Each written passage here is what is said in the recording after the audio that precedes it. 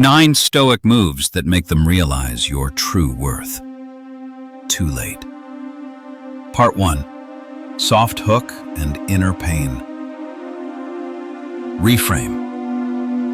Have you ever felt yourself disappear right in front of someone you always put first? A very strange feeling. You're there, you try, you care, but somehow your presence doesn't create any ripple in their world. No spark, no response, nothing that proves you matter. And then one evening, you sit alone in a dark room, your phone lying right beside you. You know you shouldn't wait, but you still wait. The screen doesn't light up. The message you sent just sits there, unopened. You run your hand through your hair, you sigh, you try to tell yourself, I'm fine. But inside you feel so empty that the slightest touch could shatter you.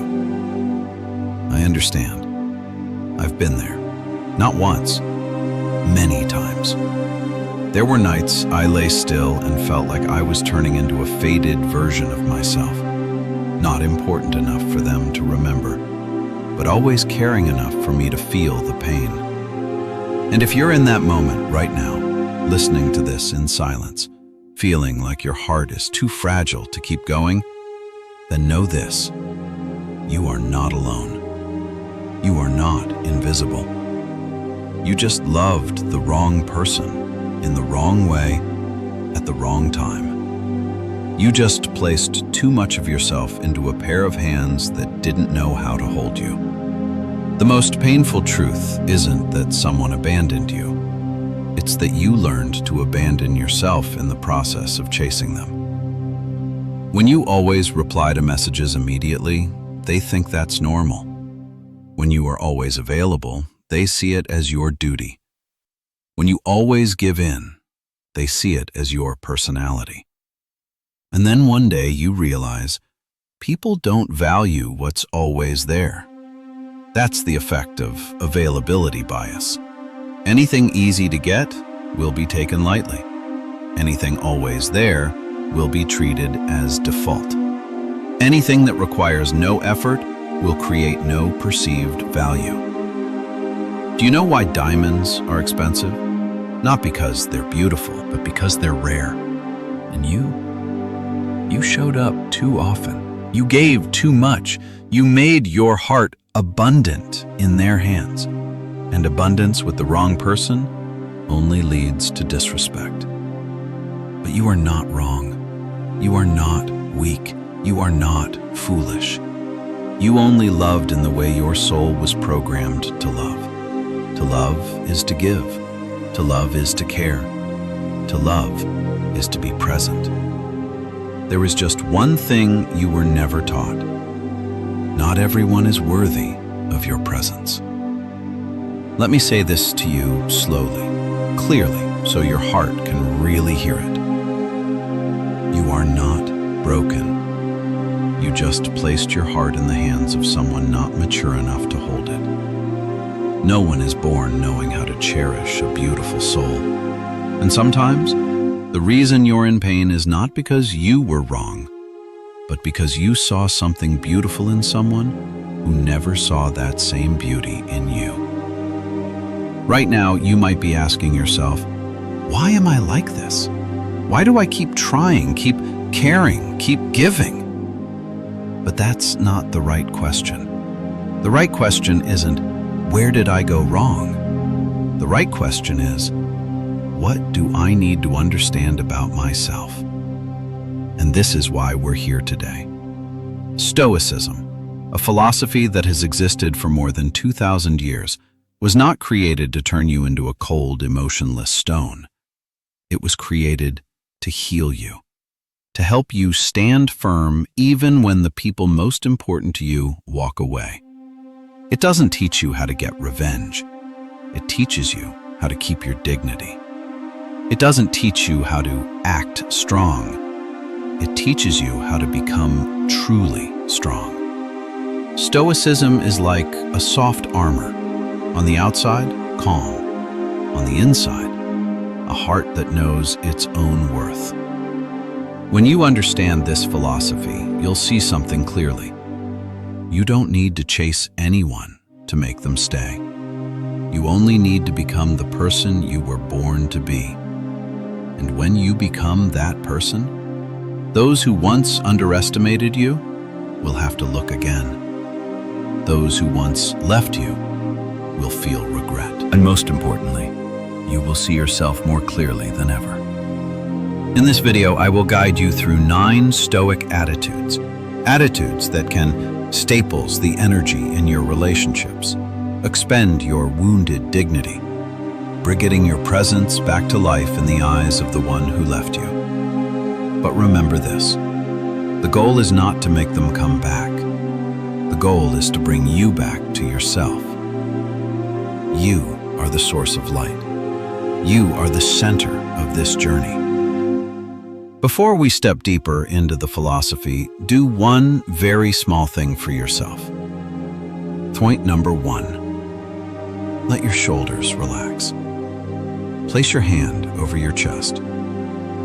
Inhale very slowly. Hold for a moment. And exhale very softly. Once more. Slower, softer, gentler. You are returning. You are listening to yourself. And everything that matters begins from this moment. Part 2. Stoic Understanding. When people hear about Stoicism, many think it's a philosophy of steel emotions, of coldness, of people who never tremble in the face of pain. But the truth is the opposite. Stoicism was born in Athens, almost at a time when humans were drowning in chaos, war, political instability, loss, betrayal, unpredictable change. And if you read history carefully, you'll see that people more than 2,000 years ago hurt exactly the way we hurt now. The way we send messages is different. The way we love is different. The way we interact with the world is different. But the essence of pain, the feeling of being abandoned, undervalued, underestimated, has not changed. Back then, people lost sleep over letters that never arrived. Today, we lose sleep over messages that are never opened. In those days, people felt not enough because of rumors. Now, we feel less worthy because of a story someone doesn't view. The tools are different.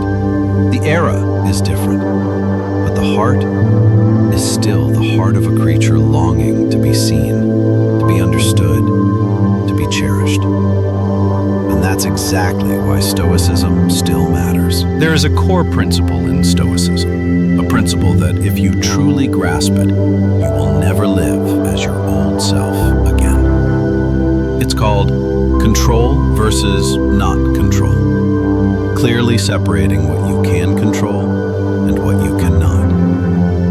You cannot control emailing emotions of the person who says they love you, minimized someone replies to or ignores your messages, millisotri of effort they're willing to give to the relationship, the amount of respect they choose to give you. But you can completely control how you respond, boundaries you set, the value you choose to see in yourself, the standards you decide to live by, how much you affect your mind. The problem is, we usually reverse these two. We try to control other people's emotions and abandon our own. We obsess over, why don't they love me? Why aren't they texting back? Why don't they see my worth? But we rarely ask, what am I doing to myself? How much am I prioritizing them over me? At what point did I lose my boundaries? Stoicism teaches a minimalist truth. All suffering begins the moment you try to control what is not yours. Look at some very real examples from daily life. A partner who loves you but is indifferent, only caring when they're free. A friend who always needs you when they're weak but is never there when you need someone. A coworker who disrespects you, talks over you, and takes credit for your work. You can try to fix them, but you'll will drain yourself. You can try to explain, but they won't listen. You can try to change their behavior, but you'll only end up hurting yourself. Epictetus once said, "It's not what happens to you, but how you respond to it." If you truly understand this sentence, it can set you free. Seneca wrote, "The strongest person is the one who controls themselves, not the one who controls everyone else, not the one who makes everyone obey, but the one who masters their own mind when everything around them is chaotic." And Marcus Aurelius left us one of the strongest lines in human history. You have power over your mind, not outside events. Realize this, and you will find strength. Many times you think you're weak.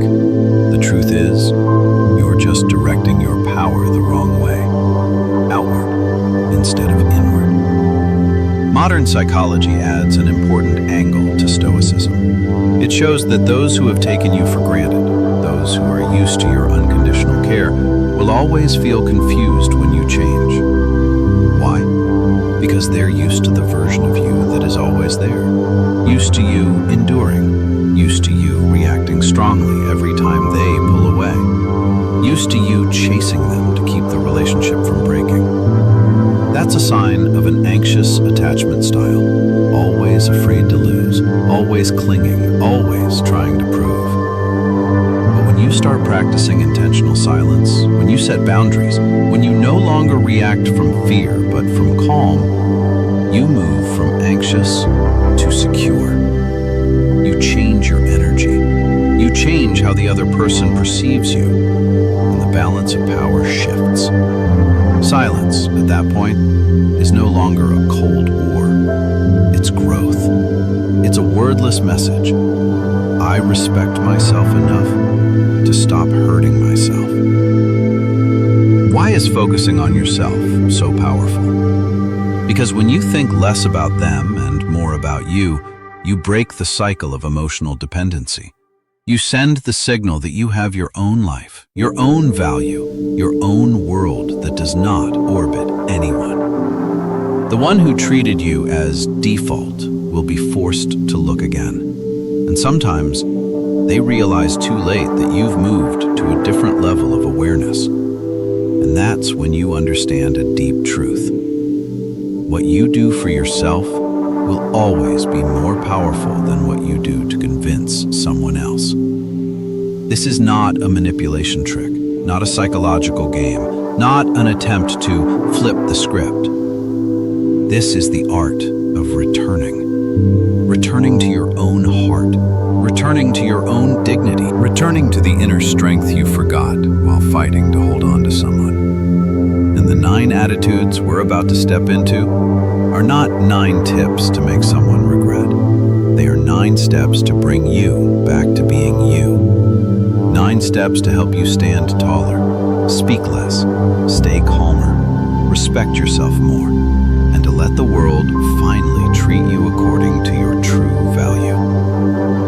Before we continue, let your body pause for a moment. Pause therapy point number 2. Close your eyes for a bit. Take a deep breath in, hold, and exhale very gently. One more time, slower. Feel the heaviness leaving your shoulders. And one last time, inhale as if you're drawing light into your chest. Exhale as if you're letting old sadness dissolve. You're ready to step into the practical part. 9 attitudes that will change you from the inside out. Let's keep going. Part 3. Practical healing tools. 9 attitudes. 3.1. Attitude 1. Strategic silence. You've sent a very long message before, full of explanation, full of sincerity, only to receive a cold signal in return. Seen, or worse, not seen at all. You try to write another message to clarify, to make them understand, to keep the relationship from cracking. And then you realize, the more you talk, the more invisible you become. That's when you need strategic silence. Strategic silence is not a cold war. It's not punishment. It's not a loyalty test. It is simply the act of pulling back the energy you've been giving in excess. When you stop explaining everything, stop replying instantly, stop chasing to repair things, you send a very powerful message. I see my own value. Psychology calls this a cognitive pause. When you stop making noise in their life, they are forced to hear their own inner voice, and that voice starts to ask, why are they so quiet? Are they okay? Are they slipping away from me? Marcus Aurelius once wrote, "Nothing has such power to broaden the mind as the ability to investigate systematically and truly all that comes under your observation in life. And the silence you create, when it comes from dignity, not from hurt, becomes the thing that makes them examine themselves." So how do you apply this correctly? No performance, no fake busyness, no acting cold. Just stop. Breathe deeply. And let silence say this for you. I don't need to argue to prove my worth. 3.2. Attitude. Focus on yourself. There are seasons in life when you become a shadow of yourself because you've spent too much energy investing in someone who doesn't invest back. You skip meals, skip sleep, even put your future on hold just to keep your place in their life. But the simple truth is, you forgot yourself. And when you forget yourself, others will forget you too. Change begins when you return to your body, your breath, and the goals patiently waiting for you. You start running again, reading again, taking care of your skin, working out, eating properly, sleeping on time. You say no when you need to, and I'm busy when you need to. The strange thing, the person who once dismissed you starts seeing you differently. Not because you want their attention, but because your energy has changed. You're no longer the one who worships them on a pedestal. You place yourself back at the center. Seneca once wrote, "A free person is someone who is in control of themselves." You become most attractive when you live as a free human being, not dependent on anyone's praise or attention. Self-improvement is not to impress anyone. It is an invisible signal of value. And value, when it comes from within, always makes people look again. 3.3. Attitude 3. Controlled absence. Leaving isn't always slamming the door. Sometimes retreating properly is the deepest act of self-love. Controlled absence is walking out of the game without making a scene. You don't disappear dramatically. You don't announce it. You simply withdraw your presence. For example, before, if someone texted you at 11 p.m. to hang out, you always said yes because you were afraid of losing that connection. But now you say, "Thank you, but I need to rest tonight." Simple, gentle, no anger. When you withdraw at the right time, you create a space of awareness. Their brain, used to you always being there, begins to notice something unusual. That's strange. They always said yes before. Has something changed? Why are they so calm about it? Seneca said, "Sometimes, in order to be seen, you must temporarily disappear." Controlled absence doesn't hurt others. It simply reminds them that your presence is not a free, unlimited privilege. 3.4. Attitude. 4. 0 emotional reaction. Some people will deliberately try to trigger you. A mocking comment, a disrespectful text, a bit of drama just to see how you react. In the past, you'd be confused, angry, asking, "Why are they like this?" or endlessly explaining yourself. But now, you choose calm silence. 0 emotional reaction is not numbness. It is wisdom. It is the maturity of your nervous system. It You refuse to let others control your reactions. When someone pokes at your fears and fails, they lose control. When they push drama and you don't join, they're left alone with their own chaos. Epictetus said, "No person has the power to make you angry unless you allow it." And it's true. The anger doesn't come from what they did, but from your agreement to play their game. Emotional science calls this co-regulation. When you stay calm, the other person has no choice but to regulate themselves. And when they can't drag you into their storm, they're forced to look at themselves. 0 reaction. He chose to protect my peace instead of joining a battle that was never mine. 3.5. Attitude 5. Silent self-esteem. There is a form of self-worth that never needs to shout. Silent self-esteem. It doesn't show off, doesn't perform, doesn't boast. It appears in the way you walk a bit slower, the way you speak a bit less, the way you look someone in the eye when you talk. You change your posture. You change the way you carry yourself. You change how you take care of yourself. You walk into a room without noise, but people still turn to look. Marcus Aurelius wrote, "Waste no more time arguing what a good man should be. Be one." You don't need to prove your self-worth. You just need to live it. Silent self-esteem makes those who once belittled you start to ask, what makes them so confident now? What exactly is different about them? You're not faking confidence. You're absorbing it from the inside. And when your inner world changes, the way you appear in the outer world changes as well. 3.6. Attitude 6. Unbreakable boundaries. Boundaries are not fences. They are a declaration. I respect myself. Setting boundaries doesn't mean raising your voice, showing attitude, or arguing. It's as simple as, I can't today. I need some time. This doesn't work for me. Those who only use you will be upset. Those who are kind will respect it. That is the most honest filter in life. Stoics believe that self-governance is the highest form of freedom, and boundaries are the clearest expression of self-governance. When you say no to what drains you, you say yes to yourself. You're no longer the person who does everything just to be loved. You become the person who chooses how they are treated. 3.7. Attitude 7. Selective generosity. Your kindness is a gift, but not everyone deserves it. It's time to learn a hard lesson. Not everyone you love is worthy of your goodness.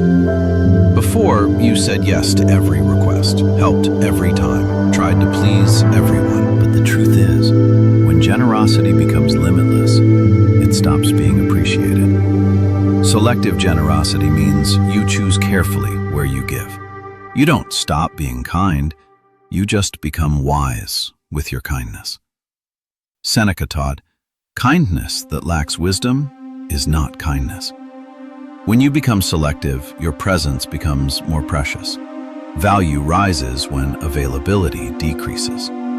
Those who once took you for granted suddenly feel your absence. 3.8. Attitude. Powerful indifference. Powerful indifference is not coldness, it is emotional freedom. It's when someone else's mood no longer dictates your own. It's when their silence no longer shakes you. It's when you no longer need someone to validate your worth. For example, they try to ghost you, but you don't panic. They act distant. You remain calm.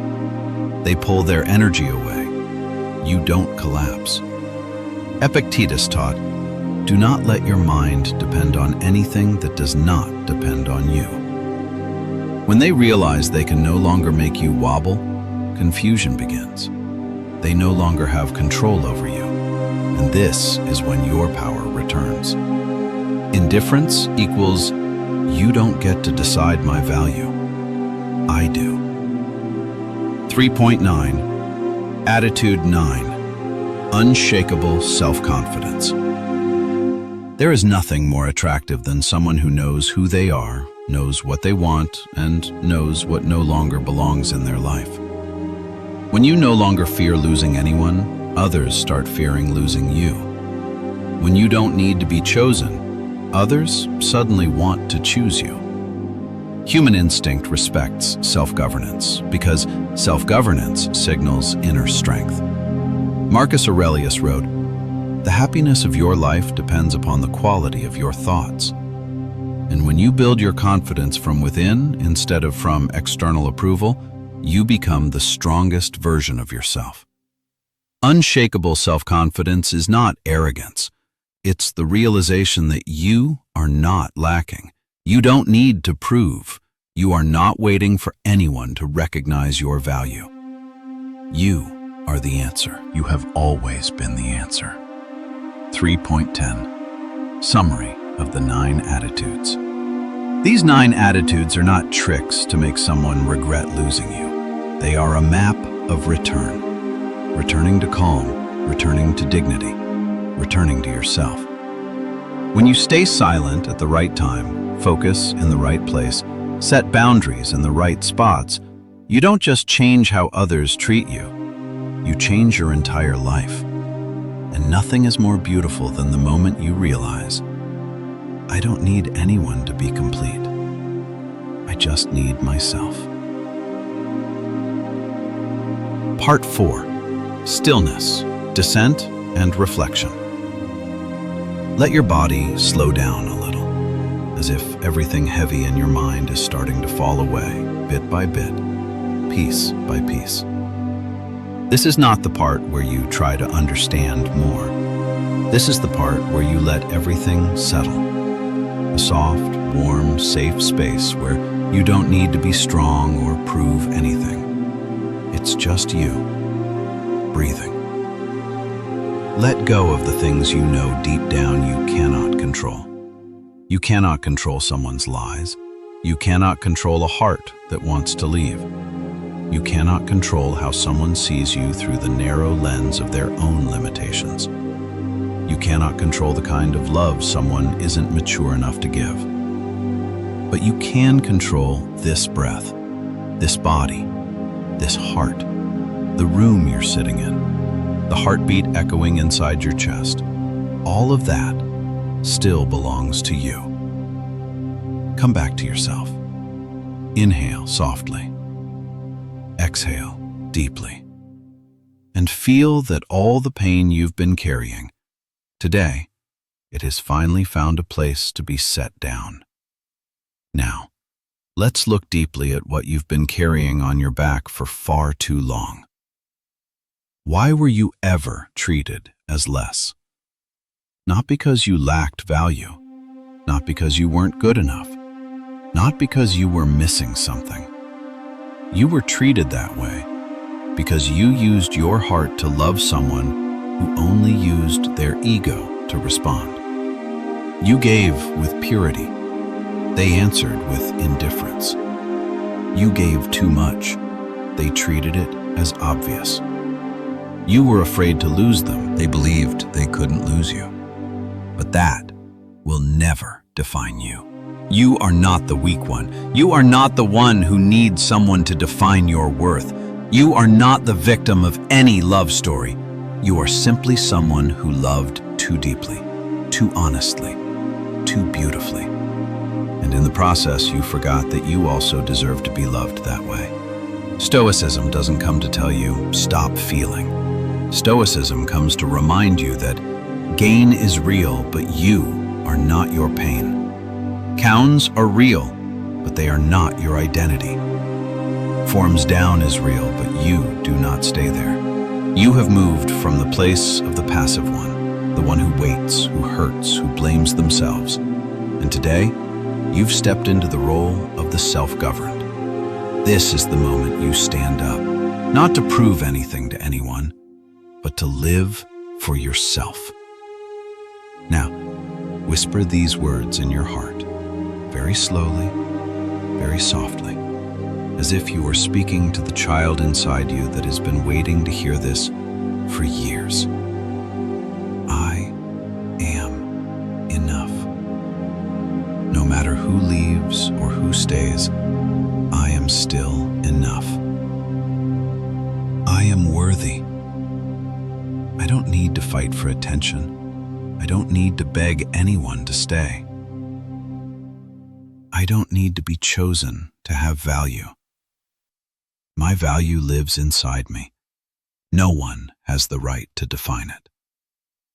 Let these sentences dissolve into your body, like light seeping into every corner of a room that has been dark for too long. Therapy point number 3. Close your eyes. Take a long, deep breath in so your heart can open. Hold it for a moment so all that hurts can be seen. And exhale very softly, as if you're releasing a boulder you've carried on your back for far too long. One more breath, but slower. Inhale, hold, exhale, and one last breath. Let everything that no longer belongs to you leave your mind right now. Now listen carefully to this closing. A closing that the Stoics left for us, sent across centuries. Those who once underestimated you will realize. Those who once walked away will remember. But that no longer matters, because in the end, you have finally seen yourself. You don't need them to come back. You don't need them to regret. You don't need any proof from the outside. You only need to hold on to the peaceful version of you that is forming inside right now. The version that Stoicism has awakened. Strong, still, clear, and no longer dependent on anyone to feel worthy. And before we end this journey, ask yourself one small question, a very small question that can open an entirely new chapter in your life. Of these 9 attitudes, which one do you want to start with? Let me know in the comments. And if you want to continue this journey of healing, of returning to yourself, of building inner stillness, stay with this channel. Hit subscribe, not for me, but for your own heart. Your journey is only just beginning, and you don't have to walk it alone.